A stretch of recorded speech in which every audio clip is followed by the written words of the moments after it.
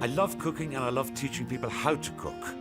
Good food is so important, not just for our health, but for our temperament, and it doesn't need to be complicated.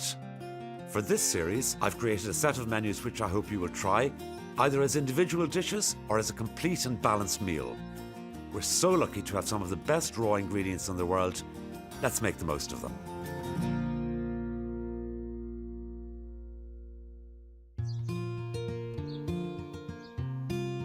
How easy is it to make your own cheese? Honestly, much easier than you think. And if you've ever wanted to make your own cheese, try making labna. The name suggests an exotic origin, and labna is a dripped yogurt cheese from the Middle East. And for a rich and creamy result, search out full fat yogurt here. The labna adds the savoury note to beetroot and raspberries, which taste very good together and all combined with honey and mint to create a light and refreshing starter. So I'm going to start off by making the labna, and this couldn't be easier. What you need is some really good quality yogurt, and there's fantastic yogurt being produced all over Ireland at the moment, so that's not going to be too difficult. And we're going to drip the yogurt through muslin. So this, about a minimum of 8 hours for this, or you can do it overnight, which is what I normally do. Now this yogurt that I'm using has got lovely sort of buttery, creamy top on, which you could leave in the yogurt, but I'm going to just spoon that off. And then what I've got here, I've got some muslin. So this is a double fold of what you call butter muslin. And just for the moment, I'm sitting it over a sieve like that in a bowl. So you simply just decant your yogurt into the bowl. And the purpose of the exercise here is to drain off the whey off the yogurt. That's the sort of liquidy whey, which will all become very obvious in a moment. So you're really making a sort of a cheese here, a yogurt cheese. I mean, it couldn't be easier. So who'd have thought that you could be a cheesemaker in your own kitchen at home with such ease? So just simply gather up the corners of your muslin. So I'm just putting a knot, a double knot. And all I'm going to do then, quite simply with this, is to hang it. And I don't know if you can see already, yes, already a little of the whey is starting to drain off. So I usually hang it up on a cup hook or something like that. And once that's been dripping overnight or for a minimum of 8 hours, so it could be first thing in the morning for using that evening for dinner, it's going to look like this, okay? You see how much whey drips off? That's one of the trendiest ingredients now in kitchens who are practicing sort of new modern cooking. So we just have to remove our string. There we go.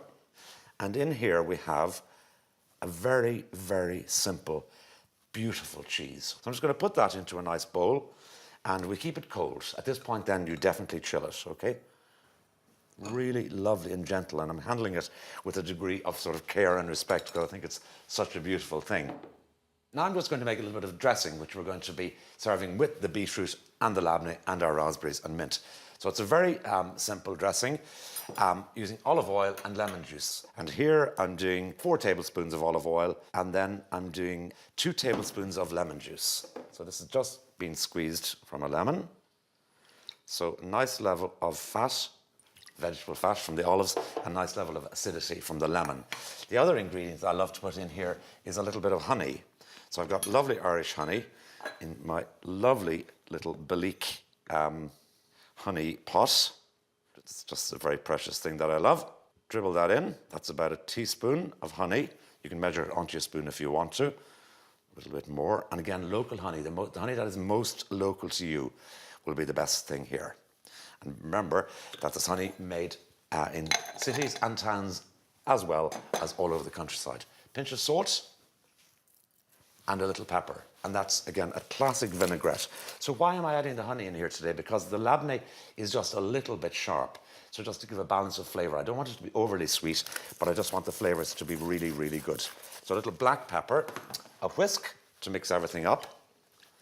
If you only made one dressing in your life, as I sometimes say, and it was this, it'll go at most of the places where a vinaigrette is appropriate. So we'll put that there with the labna. Now, we're going to concentrate on the cooking of the beetroot. They're covered with water, and then a nice pinch of salt and a small pinch of sugar, just to lift the flavour. Not to make them taste artificially sweet, but just to lift the flavour. Lid on. So I'm going to put those over there out of the way, and I've got some cooked here already. So I'm going to lift one out of the pot. So to tell if they're cooked, just push the skin like that. And see the way it just comes away very gently with my thumb. And that tells me the beetroot are completely cooked. Okay, then just continue peeling them. And it should just rub away with virtually no resistance. And that is pretty much that.